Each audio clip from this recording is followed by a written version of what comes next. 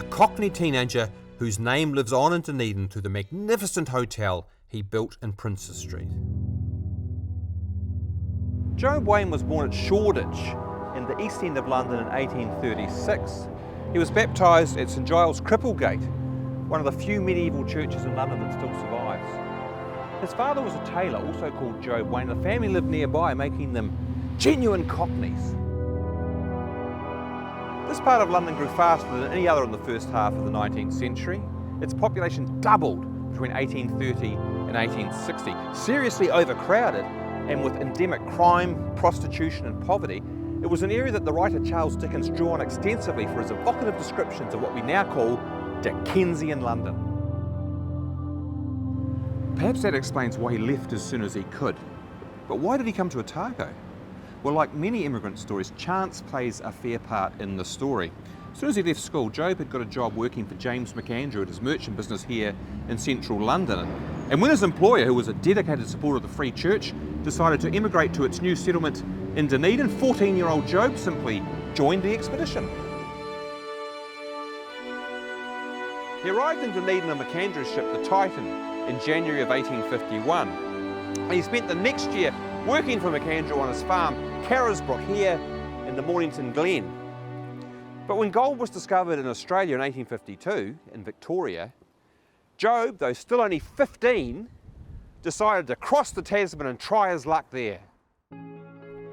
2 years later, he sailed back to Auckland, walked overland to Wellington, then took a 3-week journey by boat to get back to Dunedin. At the end of 1857, his parents and 5 younger siblings arrived in Otago on the George Canning, presumably because of positive reports that Job Jr. had sent home. His father set up in business as a tailor in Rattray Street, just opposite McGovern's Otago Hotel, which was here, so right across the road there. While his mother also set up her own business offering board and lodging. Job Jr.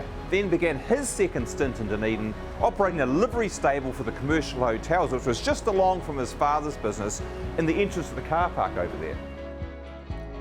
By 1859, he'd gone into partnership with James Wilson to buy the business, which was rebranded as Wilson and Wain's Commercial Horse Bazaar. Job Wain married Catherine Jenkins in Dunedin in 1860.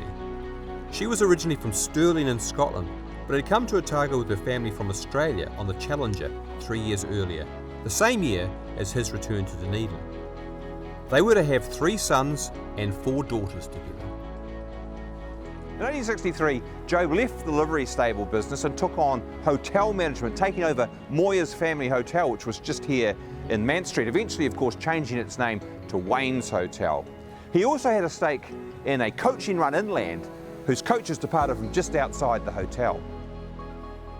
By 1864, he owned a house and land in York Place and was describing himself in official documents as Job Wain Gentleman, a sign of his rapidly rising status.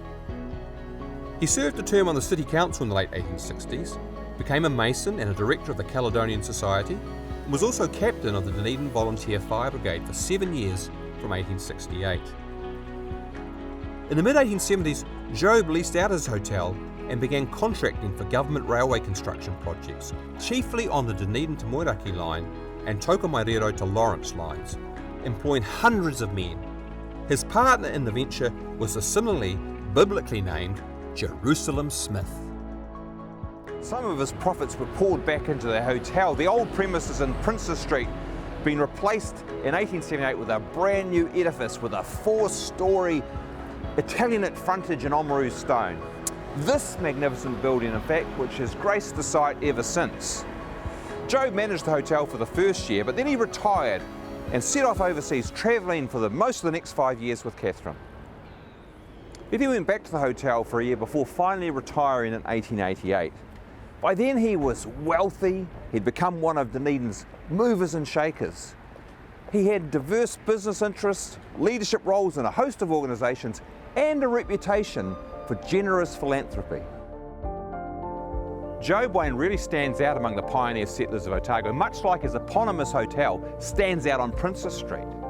As a Cockney lad from the grimy streets of London's East End, he must have been a real oddity among the overwhelmingly Scottish population of pioneer Dunedin.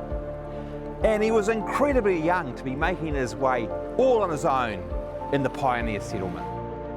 But he seems to have had enormous drive and personality, combining his enthusiasm for English points of identity, the Anglican Church, cricket, with hearty participation in the Scottishness of the Caledonian Society and leadership of the universally popular Fire Brigade.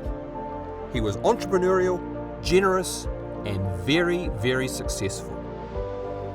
He died suddenly in 1922, aged 86, at his substantial home here on the hillside at Hall, set amidst the 40 acres of freehold land that he owned there and which would subsequently be subdivided to make up much of the modern suburb.